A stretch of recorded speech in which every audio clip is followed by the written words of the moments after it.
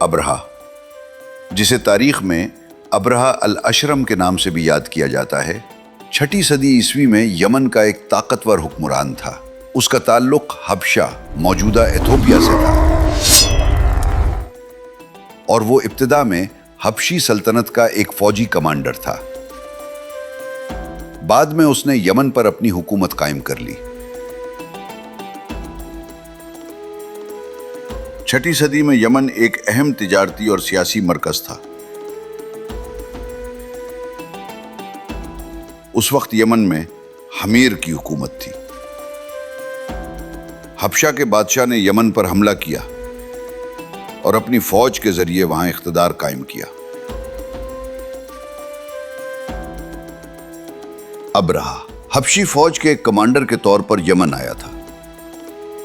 بعد میں اس نے حبشہ کے بادشاہ کے ساتھ غداری کر کے یمن پر قبضہ کر لیا اور بادشاہ کو قتل کر دیا۔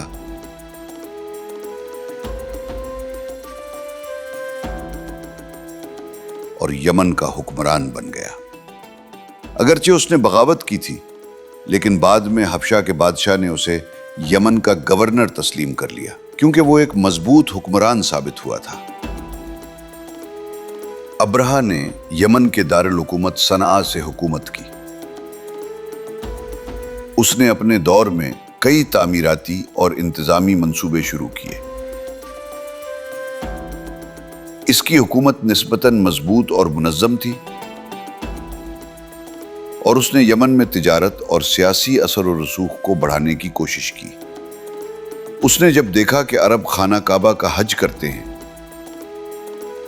تو اس نے عربوں کو نیچا دکھانے اور مذہب سے دور کرنے کے لیے یمن کے دارالسلطنت صنعاء میں ایک عظیم الشان عمارت تعمیر کروائی۔ اس نے عمارت میں سفید، سرخ، زرد اور سیاہ پتھر لگوائے۔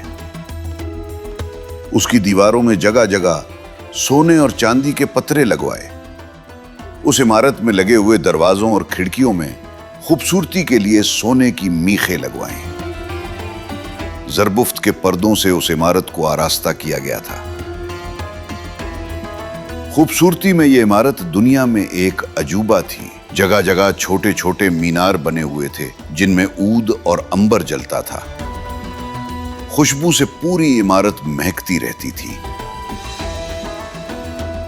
فرش پر بہترین قالین بچھے ہوئے تھے۔ یہ عمارت خوبصورتی اور تزئین و آرائش میں اپنی مثال آپ تھی۔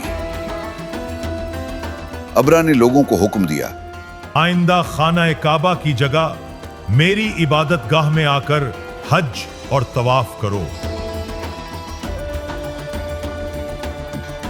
شواہد ملتے ہیں کہ کچھ عرصے تک لوگ اس گھر کا حج کرتے رہے۔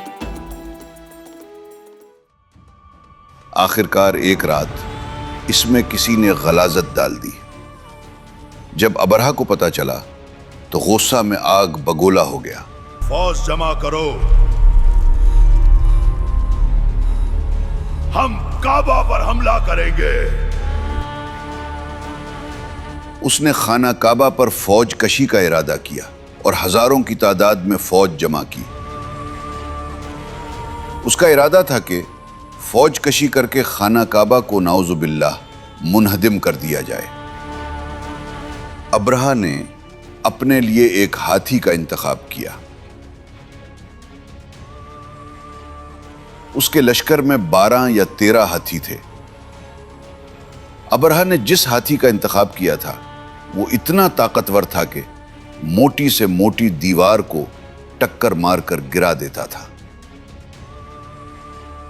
فوج کشی کے لیے ابرہا یمن سے مکہ روانہ ہوا اور مکہ میں داخل ہونے کے لیے مکہ کے اطراف میں پڑاؤ ڈالا۔ اس جگہ مکہ کے لوگوں کے مویشی چرتے تھے۔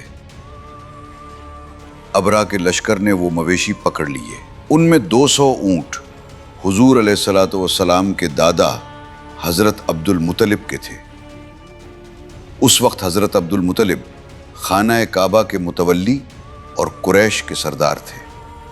جب ان کو لشکر کشی کی خبر ملی کہ ابرہا مکہ پر حملہ کرنا چاہتا ہے تو انہوں نے قریش کو جمع کیا اور میٹنگ کر کے یہ طے کیا کہ مکے کو خالی کر دیا جائے۔ حضرت عبد المطلب نے فرمایا خانہ کعبہ کو کوئی منہدم نہیں کر سکتا، یہ اللہ تعالیٰ کا گھر ہے، اللہ تعالیٰ خود اس کی حفاظت کریں گے۔ میٹنگ میں یہ طے پایا کہ ابرہہ سے ملاقات کی جائے۔